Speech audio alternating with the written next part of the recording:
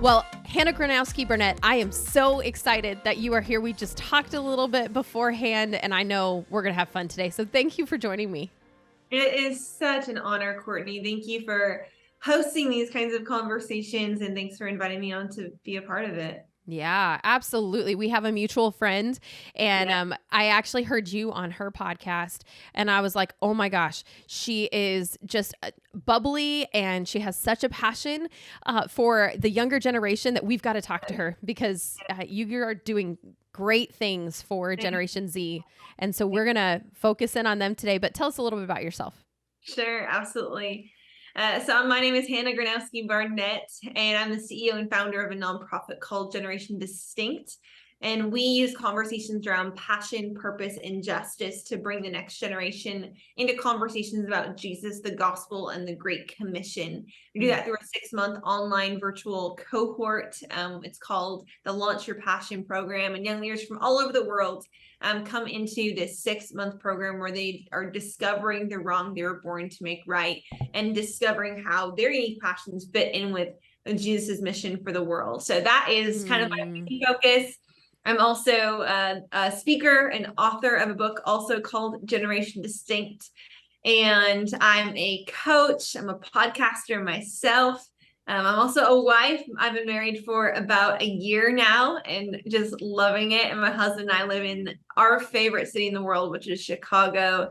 You can usually find us exploring and just enjoying every bit of this beautiful city. And I'm somebody that really does believe in the next generation, that something in the next generation that's not that doesn't just need to be fixed, right? I think a lot of times we talk about the next generation and how it needs to change or be fixed or adjust, change, but rather I really think we have a lot to learn from the next generation. I believe that within them there are things that can actually, if we're willing to listen, if we're willing to shift, can actually help us make a return back to what the original church was always meant to look like. So I'm so passionate about the work I do with the next generation. Personally, I love and I'm passionate about discipling. For me, it's young women, and really having them be a part of my life, investing in others. I love my neighborhood, my local community. I love my neighbors here in my apartment building.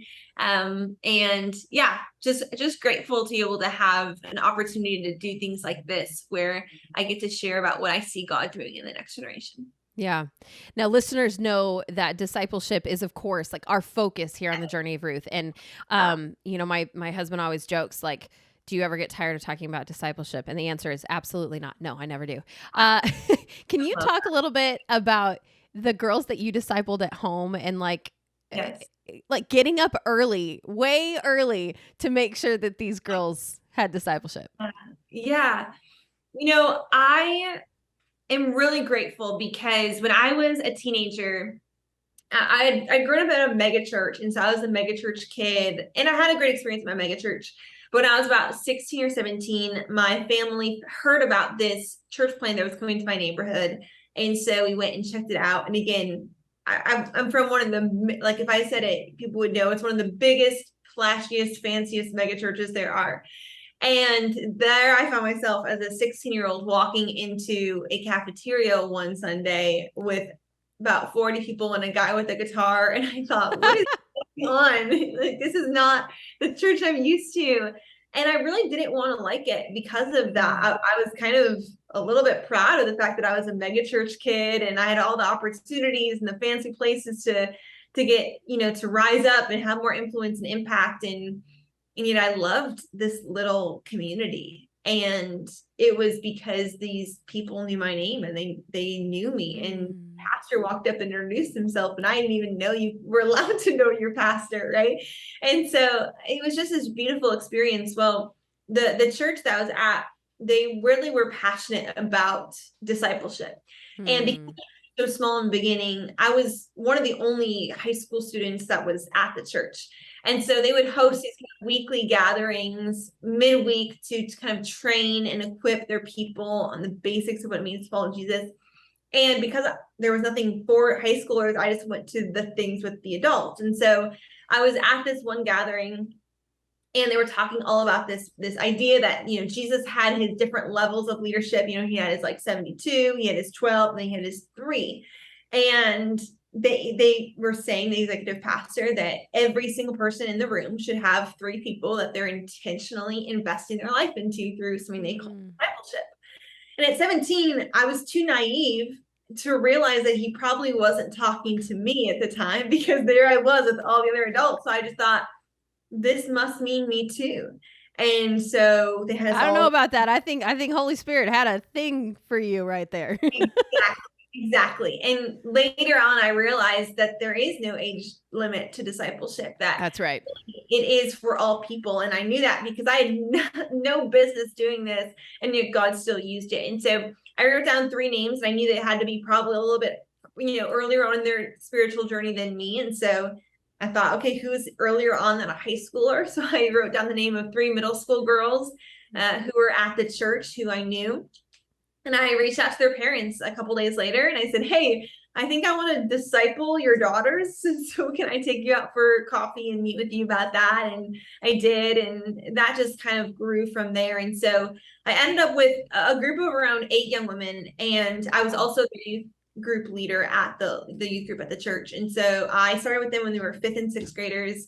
And I would go on to follow them all the way through until they graduated from high school. And then about a year ago, when they graduated from high school, it was also my wedding in May of 2021. And those 8 girls were the junior bridesmaids at my wedding. Oh my gosh.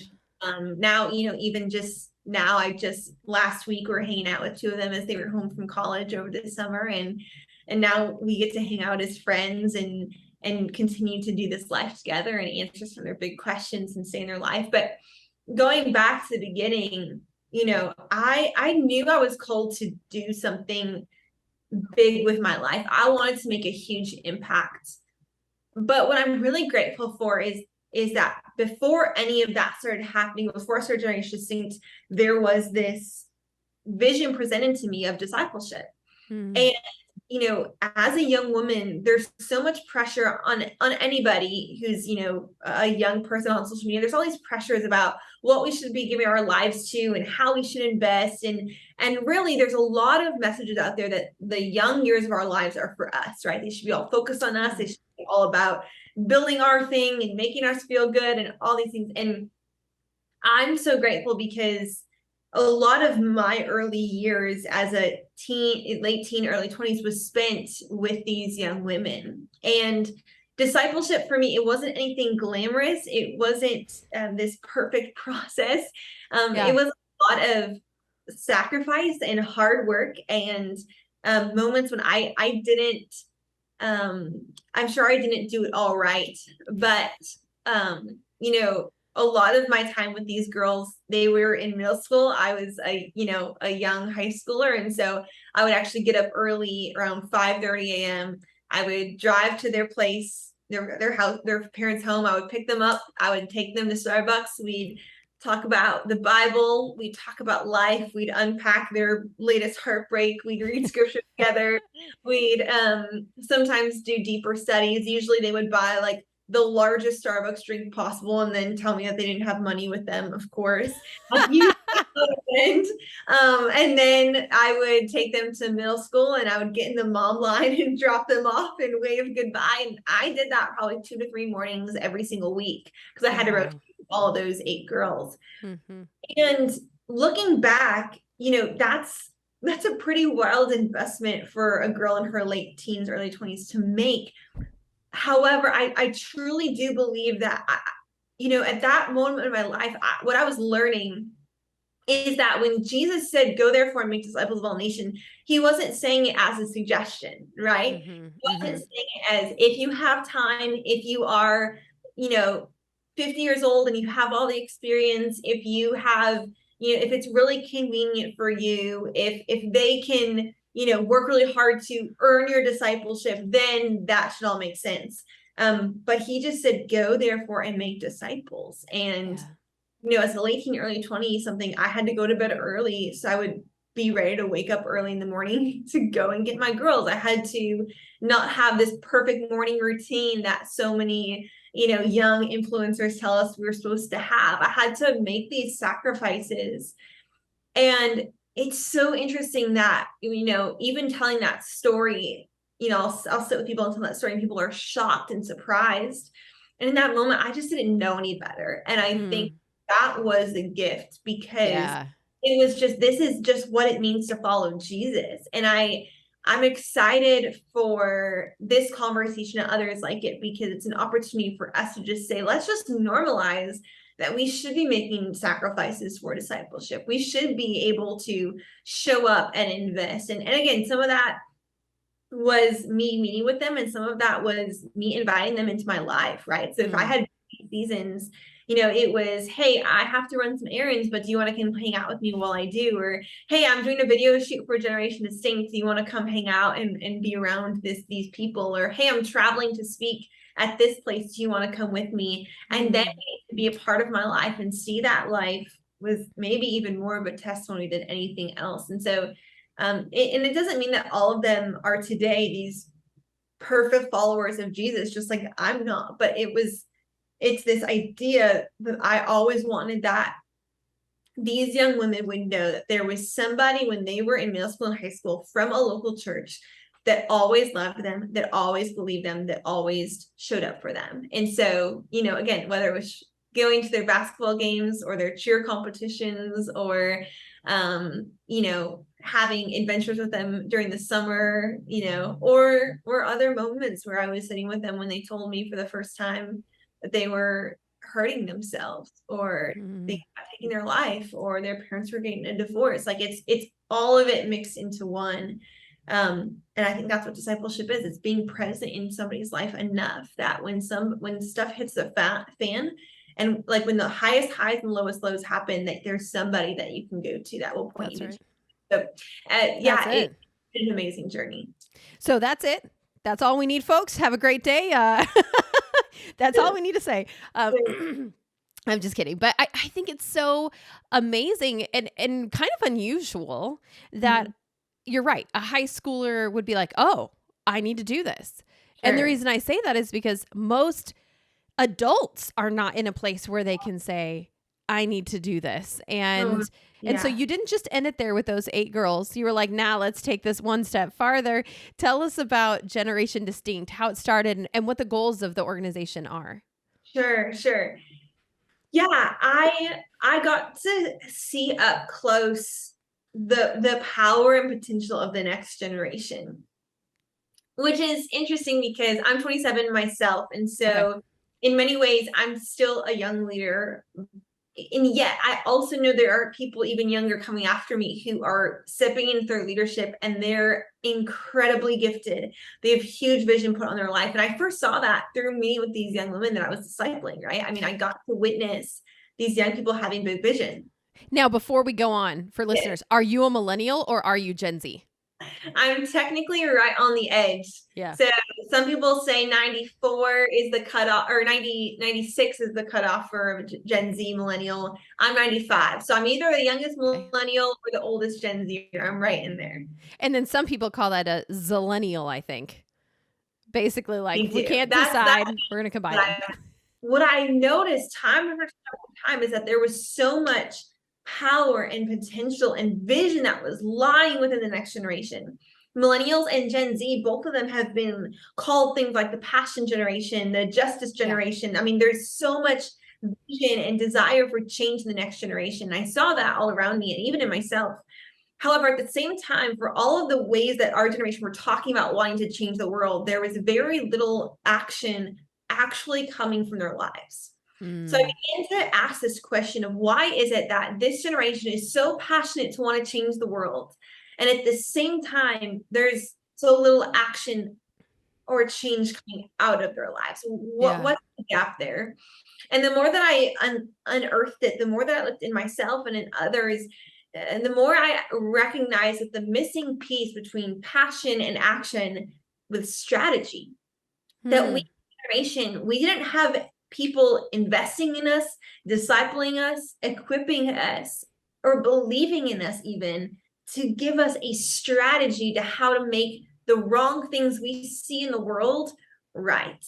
And as a young leader, I started to say, man, what would happen if we could equip every passionate young leader who has a dream to change the world, who has exactly this clarity of, I know this needs to change, who knows exactly how they want to see the world transformed, but has no idea how to actually accomplish it? What if we could pair every single one of them with a strategy? How much more would we see them unleashed to create real and lasting change in the world? And so the long story short of Generation Distinct is that's really what we set out to do.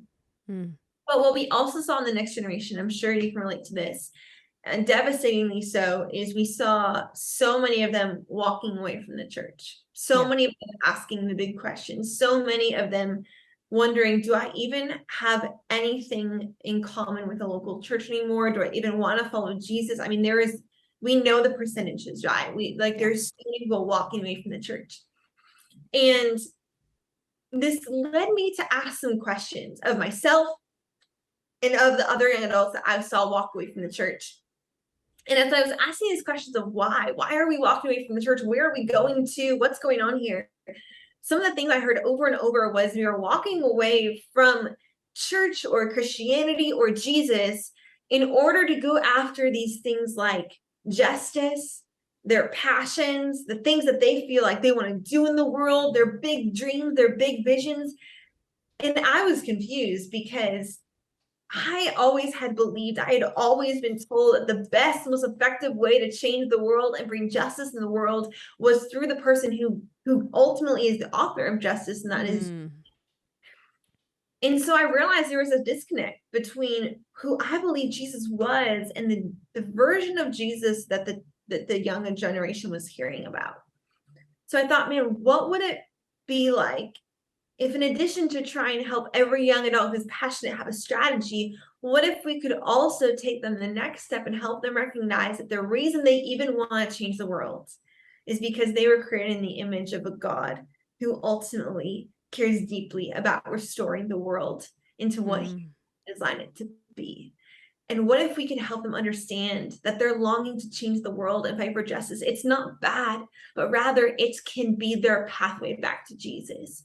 And so really that's the moment where it all clicked and went ahead and started building what this would be. And so when I was 20 is when I really got serious about trying to figure out what this would be. And I met with anyone who would listen to me, leaders, pastors, business, owners, and just said, hey, here's what we want to accomplish. How do we do this? And we worked really hard behind the scenes. 2017 became an official nonprofit and worked for 2.5 years to build and beta test a 6-month training program for young leaders. And in 2021, early 2021, we launched this 6-month cohort model where young leaders from all over the world come into these cohorts, and in many ways they're being invested in, discipled even. And what we say is we use conversations around passion, purpose, and justice to bring the next generation into conversations about Jesus, the gospel, and the Great Commission. We do that through these cohorts. And so in these cohorts, young leaders are coming together. We have cohort facilitators who invest in them, who pour life into them, who believe in them, who help them unpack what are they uniquely designed for and created for, and then help them actually build a strategy to make these wrong things right in the world. And then they're sent out with what we call the world change strategy. And so in many ways, it is kind of our way of scaling this discipleship that we want to see for more young leaders is having every young leader have another person who believes in them, who sees them, who invests in them, who unleashes them. And it's now so humbling because we are getting the chance to see these young leaders who go through our cohorts now going out and creating things that are impacting individuals that we would have never reached. And so that's the multiplying power of discipleship. It's the multiplying power. When we invest in one person, they will invest in people we have no idea who they are yet. That's right. And I think that's why, in my opinion, discipleship is the fastest way to grow the body of Christ, is because it is exponential as far as like the effect. And one of the things that you touched on is purpose. And it's interesting when you're working with younger kids, because that's what every like high schooler, college kids, they get asked these questions like, well, what are you going to be? What are you going to major in? What job are you going to do? What, and they even have to decide, am I going to college or am I going to into the workplace? Am I doing a traditional, college, or am I going to go like a skill? And all of this is in search of their purpose in life. Yeah. And now I'm kind of in this other place where we work towards, sometimes people like, my purpose is to be like a wife and a mom, and so you work so hard and you become a wife and you become a mom and then you fulfilled that. Yeah. And now what is my purpose here on earth? So then there's this like, and I feel like I always assumed when I was in high school or college that I would go and fulfill my purpose, and that it was like purpose was a singular word. Yes. And I had one purpose in life, and that would be my purpose from the once I figured it out until I die.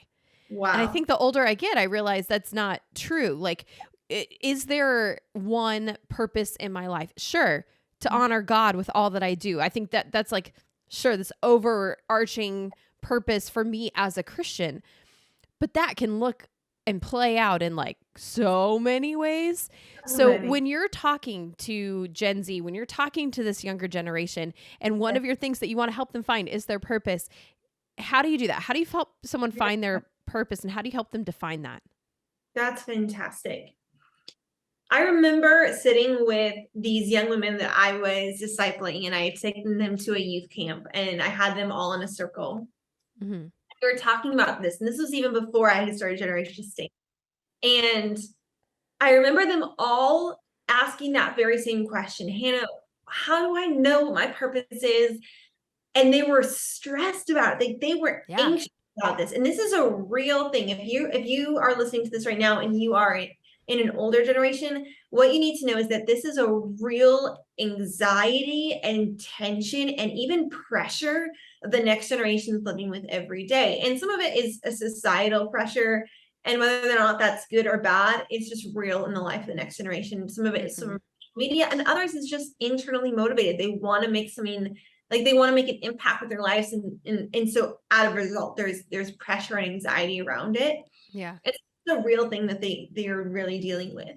And so I'm sitting here with the girls, and they were in high school at the time, and they were starting to ask a lot of these questions, and I was trying to break it down. And there was a young woman in our small group, and I still disciple her today. Her name's Abby, and she's fantastic. And she had this really unique skill, very unique, that she started training in weightlifting at a very young age. And she was really good at it. Now, weightlifting, not just like I go to the gym, I'll lift some weights. This girl was like competitive weightlifting type of thing. Competitive. She was doing all the crazy lifts. I mean, this girl was good. And so she had started dreaming about maybe going professional, going to the Olympics one day. I mean, there were some big dreams she was talking through. Yeah. And she really loved Jesus. And so I looked at her and I said, okay, Abby, let's use your life as an example here. Okay. There is a larger purpose, and let's call it our macro purpose, right? This is the macro. This is the unchanging purpose that I believe is true for every single person. I said this to every single one of you sitting in the circle. I said it in the moment, but even now, right now, every single person listening, there is that macro purpose, right? And I believe that is in many ways the Great Commission, right? The going out there for and making disciples of all nations. That is a non-negotiable. We are supposed to, help other people encounter and experience who Jesus is and disciple them through that baptized in the name of the Father, Son, and Holy Spirit, right? So we know that's our macro purpose if we're calling ourselves a follower of Jesus. Yeah. Now, the micro part of that is the unique expression that we take on based on our life experience, our unique talents, our unique gifting in order to accomplish our macro purpose. And I broke it down like that. Not that I had meant to do anything brilliant at that moment. I was learning as I went. But there was this light bulb moment for all of these young women. And I said, okay, just take a minute. And I want you all to write down, what are you really good at? What comes so naturally to you? They don't even have to think about it. And then I want you to write down how you could use that to help people encounter Jesus. Right? Quiet for a little bit. It probably played some cheesy music on my iPhone or something. Yeah. And then I let them share. And we went around the circle, and for people like Abby, she said, well, I feel like my purpose, my micro purpose is this weightlifting. I'm really good at it. I have talent. My coaches think I can go to the Olympics. And what if I could use that platform I build to help people know Jesus? I said, yes, that's exactly it. Now, other girls, they were saying things like, man, my friends just come to me when they're struggling. It's like I have this natural ability to just care for people, and maybe I could use that to help people know Jesus. And other girls said, I have natural leadership skills. People just look to me all the time for leadership and direction, and maybe I can use that to help people follow Jesus. And it started to click. And now, fast forward, Abby is now 19 years old, and she is on Team USA for weightlifting, and she travels all over the country and has platforms all over because of her amazing ability with weightlifting. She has a platform now to talk about Jesus, and she is an unapologetic evangelist, and she uses that platform to tell people about who Jesus is and how he rescued her. And so I truly do believe that we overcomplicate the idea of discovering our purpose so much. Yeah. And oftentimes what happens is that we use these mantras like, I'm going to discover my purpose one day. And in some ways that language feels like it takes the ownership off of us, and it puts it on some outside source, right? Because it's just something that we're going to discover one day. It's just going to come to us. And I always just pictured, it's going to be written in the sky, or a loud voice will boom and tell me what it is, or it will be written in the sand or something. And really what happens then is that what we do is we sit back waiting for this moment when we'll discover our passion. And then when that doesn't happen, it ends up kind of being an excuse that we use for why we're not actually living out the purpose that God has placed in our lives, right? So someone would say, well, are you living your purpose? Well, I don't know. I haven't discovered it yet. However, what we've tried to do at Generation Distinct is, instead of saying we're going to discover it one day, instead we use the language of, we're going to craft our passion. We're going to build it. We're going to construct it, because we already know our macro purpose, and we already know a little bit about who we are and how we've been created. We don't have to wait for anything else, because what if, I ask this question often, what if God is like peering over the side of heaven, and he's already given us everything we need to say yes to his calling on our life, to step into our purpose? We already have it all, and he's watching, waiting to see what we're going to do with it. And in the meantime, we're just sitting back waiting on some moment that's never actually going to happen. Right. And so if anyone's sitting here right now and they're thinking, I just don't know what my purpose is. Okay, yes, I get the whole macro purpose. It's to help people know Jesus, but I don't even know what I'm uniquely good at. Oftentimes, I believe the best next step to discovering our purpose is just to do something, right? Because I truly believe we're not going to discover our purpose while we're sitting at home watching Netflix, right? We're probably not going to discover our purpose when we're, flipping through the sales rack at Target again. That's right. Unfortunately. I wish.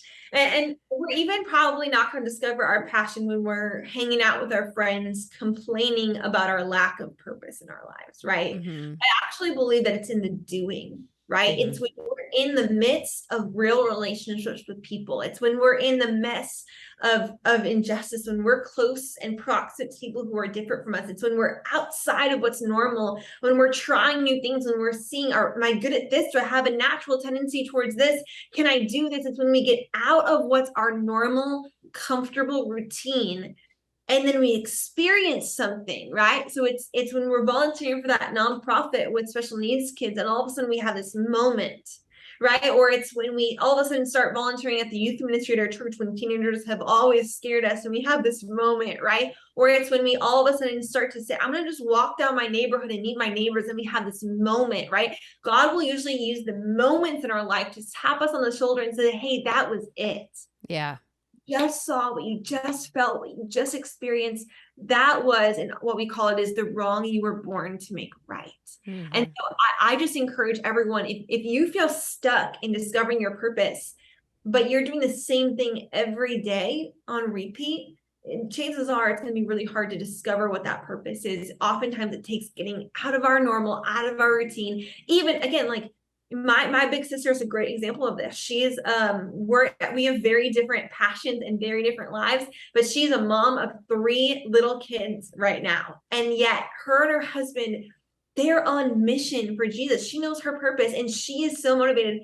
She gets together these group of moms in her neighborhood, in her area, and they have these story times, but her goal is to help those moms eventually get to know Jesus and invite them to church, right? And she's discovered that because she just started talking to other moms and she recognized there was a need for community, and she started to actually, hey, let's gather. And then she realized I could help them come to church. And then she was at her gym and she realized a lot of these moms go to my gym. And so now she's seeing them there and she's telling them about church and what she did. And it doesn't, we don't figure out our purpose all in one fell swoop. I believe we figure out our purpose as we take the next step, just get a little bit out of the zone, and we have those moments and God taps on the shoulder and say, hey, you know your macro purpose. Now here's the unique way that you've been equipped and designed to live that out in your context. And I think you have to be willing to head the wrong direction once or twice, like to try something and be like, I don't know what this was, but this ain't it. Like, yes, this is not my purpose. I know I thought for years that I was called to be a missionary in Africa. And then I went on a missions trip to Africa, and I remember sitting there and like, I'm not a crier, like I'm not super emotional, but I do have, very strong feelings about things. And I remember my team, like we would sit together each night. We would like talk about what, God had done in that day and how God had just moved. And I remember feeling nothing.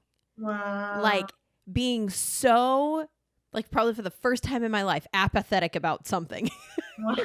And I was like, this is weird.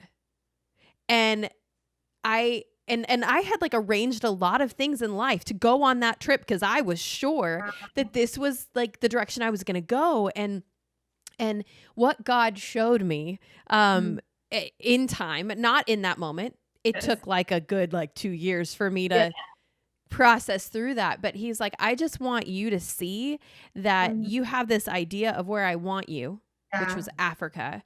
You have this idea of where it is easy to do ministry, which is Europe. I want you in Europe.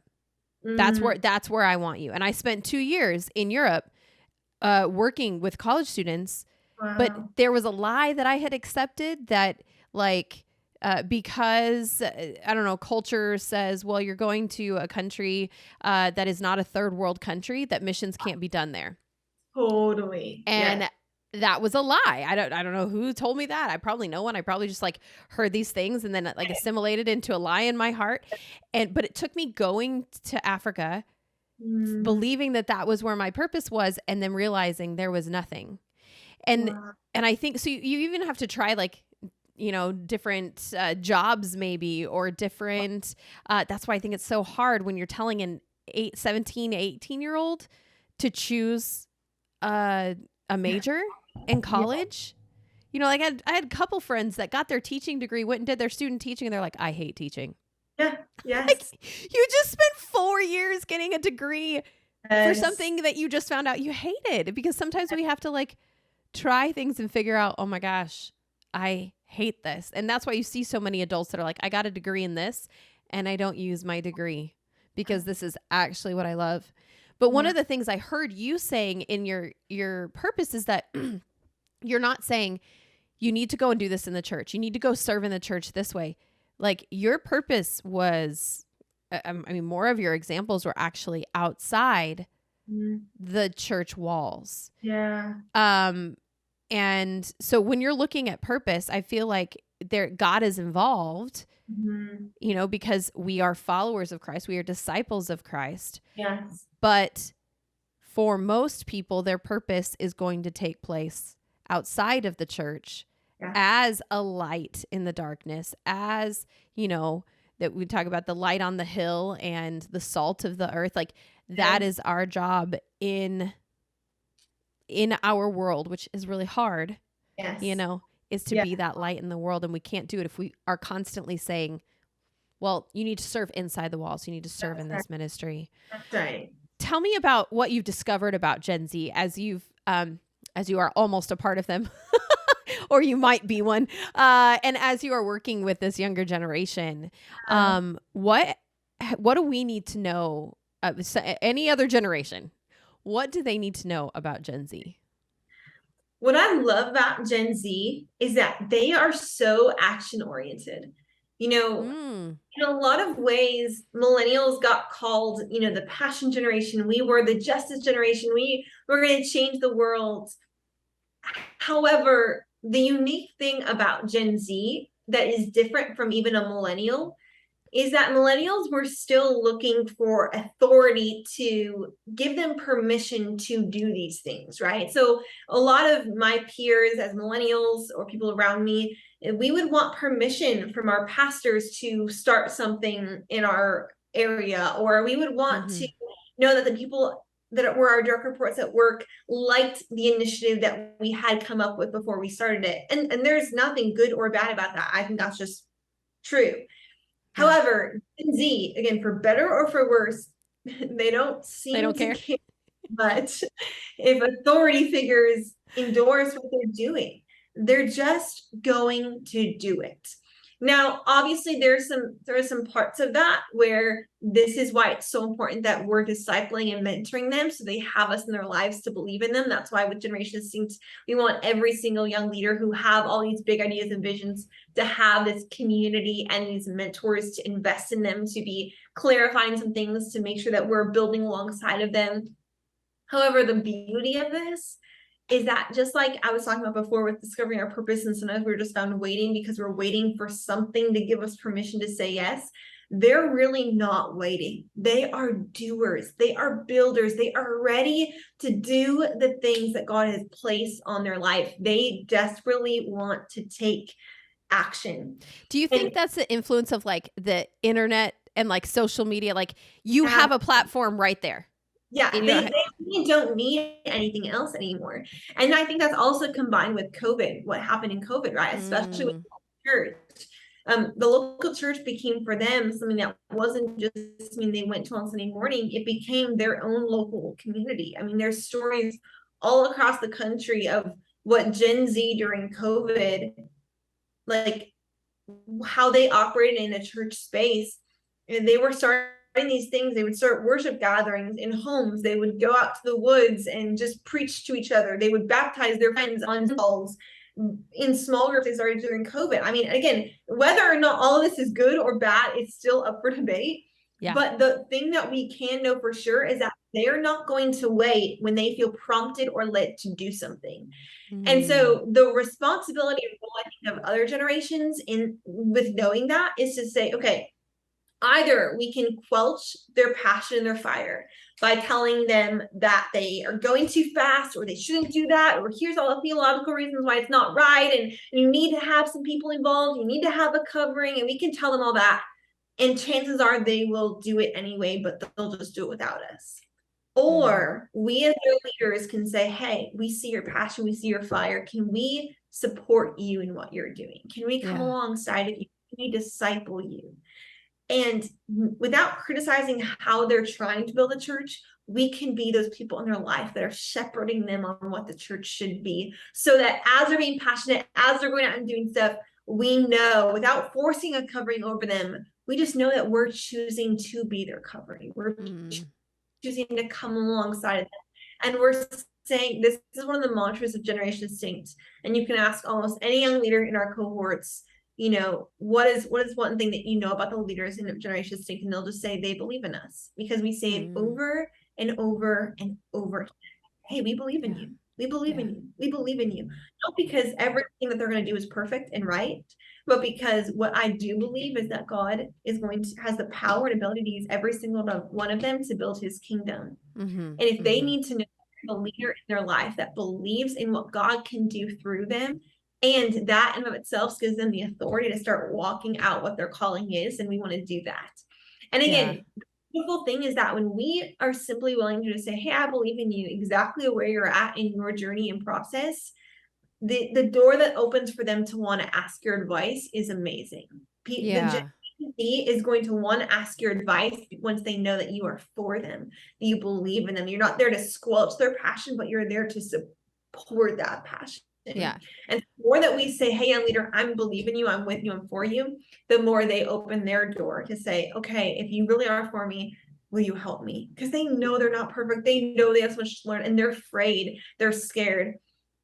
They need advice, they need discipleship, they need a covering, but they're also, they've had experience, a lot of them, with church hurt or other moments where a leader tried to squelch their passion and get them to fit in with the model of what's always been done. And so they're looking for leaders who will believe in them, who will pastor them, who will love them, but not who will be afraid of them trying things to reach people for the gospel that have never been done. Okay, so there's two types of people listening to this. Yes. Okay? There's me. And I'm like, who's excited? Who is excited for the future of the church? Like, do you hear this generation that takes that passion that's inside of them, that God has given them, and they're going to go out just like the first church did, unapologetically. They're going to reach out. They're going to share. They're going to support one another. Aren't we excited for what this generation is going to do next? That's like one camp. Right. And then you've got the other camp, and you're like, that's why I'm scared of Gen Z. Like they don't follow like the rules, the equation that has been set out. They don't follow the rules. That's right. And so because of that, I don't know what to do. I don't know what to say. And because I've done stuff this way, you know, I look at it as one of the things that millennials did not understand about their older generations, especially in the workplace, was the idea of either following after your passion or finding consistency in your professional life, right? Where the generations older than millennials, they were in the same job for 35 years. And millennials came and said, isn't that boring? Like, what purpose did you find in that? And they're like, what do you mean, what purpose? Yeah. I provided for my family. I sent my 3 kids to college. Our house is paid off. We went on family vacations. What do you mean I didn't have a purpose working behind a desk or whatever it might be? Where millennials were like, you got to have there's a bigger purpose than sitting behind a desk. And we weren't always great about the way we communicated it. So now here Gen Z is, and they've got these like passions and these desires, and it's kind of scary to like another group of people. And they're like, I don't even know where to start. Right. So where do you start? If you're like, okay, God, I get it. I'm called to disciple next generation. I actually see that I've got these young women that I somehow have made it into my sphere of influence, but I'm kind of scared to even step into that discipleship relationship. What do you say to those people? So great. If we look at the example of Jesus, we don't see a lot of examples of how Jesus corrected their methods. What we do a lot of examples of is he was present with them and he taught them the ways of God. And I think a lot of times when we look at the next generations coming after us, it can be scary because they will do things that we would not do. I recently was at a conference and I felt like such a millennial at that moment because there was a speaker that got up and gave this talk, and I was so shocked by it. I thought the talk was interesting and challenging and not at all what I would have thought was a healthy conversation for Generation Z to hear. And it was coming from a Gen Xer. And I thought, man, this is never something that I would talk about. And it was all about confessing sin and all of this. And I was just thinking, Gen Z, they're too soft. They're not going to want to hear the hard truth, all of this. You're like uncomfortable for them. Really, I'm squirming. And like a lot of the Gen Zers after, and time for time, they all said that speaker was their favorite one. Why? Because she gave them the truth. And that was even a moment where I felt my generational difference, because millennials, we're a little soft. Like, let's just be honest. We were a little bit more of, hey, give me the nice things. Like, let me figure out the hard truth later. We don't want to be corrected. We don't really want to talk about sin much. Right. And yet Gen Z, they loved. That was a moment where I recognized that there was a generational difference. And again, in that moment, I could have looked at them all and said, no, you don't understand. This is what it should be, and this is how it should change. But what I've started to recognize, again, with the example of Jesus, is that just because every generation's methods might be different, it doesn't mean that the core of it has to change. And so maybe my job is not to change or challenge the methods that people are using. Rather, it's to continue to point them back to the source. And if they're actually connected to the source, if they're actually living with the Spirit alive within them, if they're actually doing all things for the glory of God alone, if it's all driven by the Great Commission, then maybe the methods should change, because they can reach their peers in a way that we never could. And so I would say, if this is, a 50-year-old that's listening to this and they're thinking, I want to invest in the next generation, but I don't even know if they want to listen to me. I don't even know if I have anything for them. Yeah. Here's what I want you to know. You might not have the perfect advice for how they should scale their YouTube channel. That is true, right? But if someone does know that, I'd love to know. Have the perfect, right? Exactly. Yeah. And you might not fully understand the dances they're doing on TikTok while the Bible verse is playing over the top of it. You might not get that, and you might not understand the way that they dress and the fact that like sneakers are cool with high socks now. You might not get that either. But what you can understand is Jesus. And what the next generation is longing for is Jesus, whether they know it or not. And so I would just say, your job is not to change their methods. They're going to want to start things and build things. And when you tell them about who Jesus is, their response might be, I'm going to start a club in my school. And I would encourage you, let them try. Because this generation needs spaces where leaders will give them a chance to try things that will build the kingdom. And if we're willing to do that, we might just see this generation take the church farther than it's ever been. So I would say, don't worry so much about fixing their methods. Point them to Jesus, be present in their lives, and give them one person. This is one of my goals with all the women I discipled. My goal was not that they would all be the perfect followers of Jesus by the end of it, but that they would always know there was this one girl from my local church who for some reason always loved me, always showed up for me, and was consistently in my life. And that in of itself is enough, because who knows, for some of my girls, they might not be following Jesus right now. Some of them aren't. But in 20 years, when they have kids and they're all of a sudden want to go back to church, I'm hoping and praying that they'll remember there was this one person from a local church that loved me and believed in me always. And it makes me want to go back and discover more of who Jesus is. And so discipleship is a long-term process. And as long as we can just point them to Jesus and love them consistently, I think we can change their lives. Wow. And I believe they will. And I believe the reason they will is because not everyone that they're going, as they become an adult and as they begin to intersect with different people who have different upbringings, they may not realize the impact that you as a discipler had in their life. They may not appreciate you as much as what they will when they become a young married, or they become a young mom and they have a question. Yes. And they have someone to go to, where all of their friends are scrambling, trying to figure out which of the 15 different answers you get on Google is correct and best for their child. Instead, they've got someone who knows them personally, who has met their child and held them and loved on them, and knows that person specifically. And so they can call that woman who discipled them and say, I've got this question. I don't even know what to do. That's right. I think you don't realize the quality or the importance of the discipleship you receive until you're seeing other people around you that don't have it. And they're going, that's cool. Yes. I want that. I want that. I hear that all the time. I want that, which is why I'm like, literally, we are seeing scripture lived out. It is a field ripe for harvest. There are so many people that are like desiring discipleship. And if we would just extend a hand, they would gladly step on whatever boat we're on, and walk right alongside us. But it can be a hard thing to know where to ask and what to do.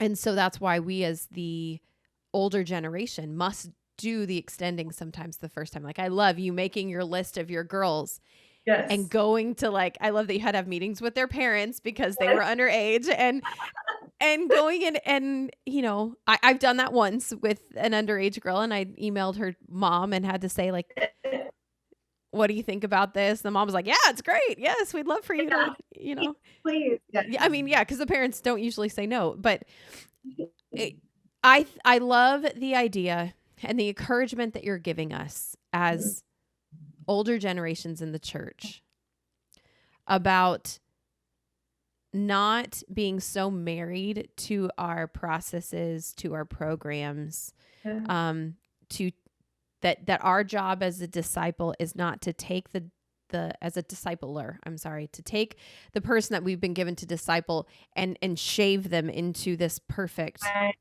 mold that matches what we think a Christian looks like. But instead you're saying, no, help them see what scripture says about who God says they are. That's right. And then allow God to do the inspiring and the moving in their lives. And I don't know, I think that kind of takes some of the pressure off of us as disciple makers. You know, like it's not our job to make the difference. That's not our job there.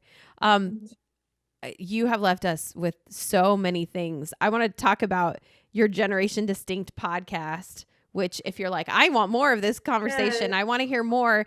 And don't go over to Generation Distinct podcast thinking you're getting fluffy conversations, because they don't exist over there. So get ready to get, you know, deep, but also really, I think, important, meaningful conversations. You finished season 3. Are you guys moving on to season 4?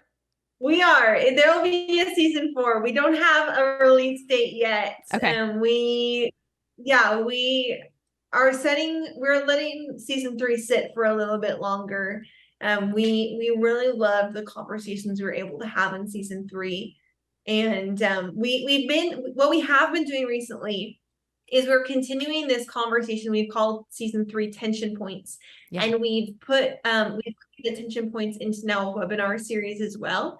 And so if there are young leaders in your life who are looking to be educated on some of these same things, we do it very similar to how we do the podcast, some of these divisive conversations, but we're doing it in a way where we have these big webinars and all these young leaders, they have their cameras on, they get to ask questions to speakers and have actual dialogue about some of the really divisive conversations in our world today. So if people want even get information on the webinars, they can do that on the Generation Distinct Instagram. Okay, so go over to the Instagram. I know you guys actually just did an in-person one, didn't you, a few months ago? We did. We had our first ever in-person gathering for all of our Generation Distinct cohort graduates. So people who have been in our cohort, graduated from it, and we had our first in-person gathering in Chicago. It was phenomenal. That's awesome. Well, I think that you guys are reaching out to a generation, you know, that is looking to make an impact, as you're saying. But what I love is that you are not saying this is the program that we're going to force you guys into, but you are really saying, let us learn you, let us get to know you, and let's figure out how we can help you become who God has created you to be at Generation Distinct. And I love that. Now, where can we find more information about you and about Generation Distinct? Yes, you can go to generationdistinct.com, which is where you can find information about the podcast, the webinar, and also our Generation Distinct cohorts. And if you have a young leader in your life who has been saying things like, I don't know what my purpose is, I'm trying to figure out my passion, what should I do with my life? We'd love to invite them to check out a Generation Distinct cohort, our 6-month training virtual program. It can be great fit for them. And then you can go to hannahgronowski.com, which is where you can find more information on where I might be speaking near you next, or any other information you're looking for. Fabulous. Well, we have one question that we ask all of our guests, and that's because we are not meant to live life alone. Who is it that has helped you along in your journey? I love this question.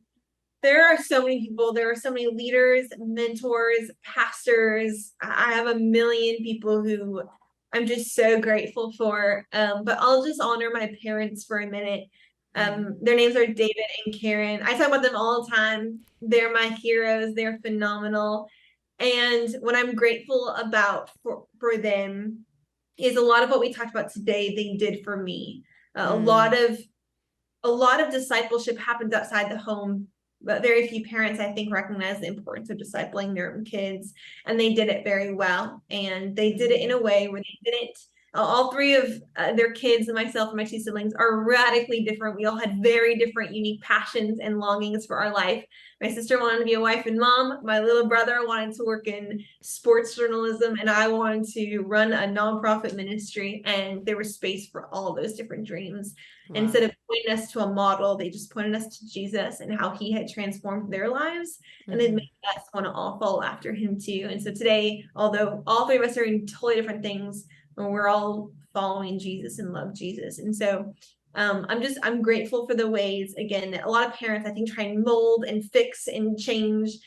And really, they gave us space to be who God created us to be, but continue to point us to Jesus. Yeah. And that will forever change the way that I live my life.